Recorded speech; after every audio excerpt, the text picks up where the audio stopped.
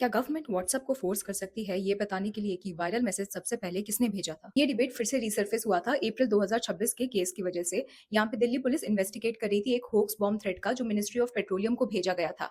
अब दिल्ली पुलिस चाहती थी कि अक्यूज्ड के कॉन्टैक्ट लिस्ट का एक्सेस मिले ताकि वो जान पाए कि हमारे पड़ोसियों के साथ कोई लिंक है या नहीं।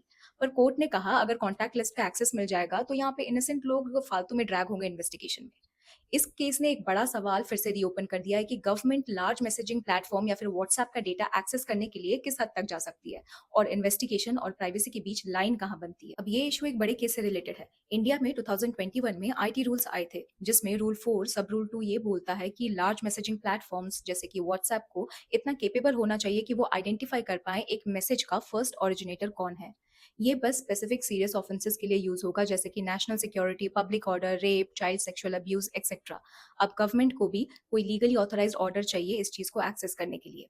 व्हाट्सएप एंड मेटा को ये चीज सही नहीं लगी, इसीलिए इन्होंने इस रूल को चैलेंज किया था मई 2021 में हाई कोर्ट में। ये केस काफी स्लो चल रहा है क्योंकि अभी तक दिल्ली हाई कोर्ट ने कोई फाइनल वर्डिक्ट नहीं दी है। 2024 में रेडिट, टेलीग्राम और गूगल जैसे प्लेटफॉर्म ने भी अपने रिटर्न सबमिशन सबमिट किए थे। व्हाट्सएप का स्टैंड काफी क्लियर है इसमें। व्हाट्सएप बोलता है कि chats end to end encrypted है, मतलब बस रिसीवर और सेंडर ही देख सकते हैं।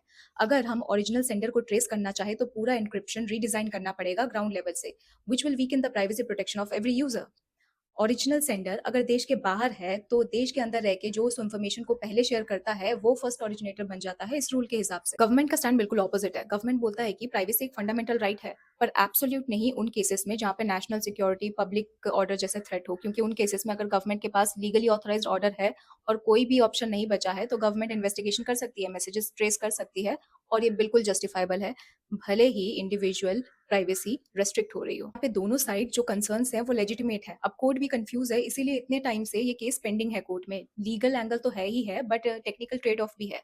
आपको क्या लगता है यहाँ पे मिडिल वे क्या हो सकता है?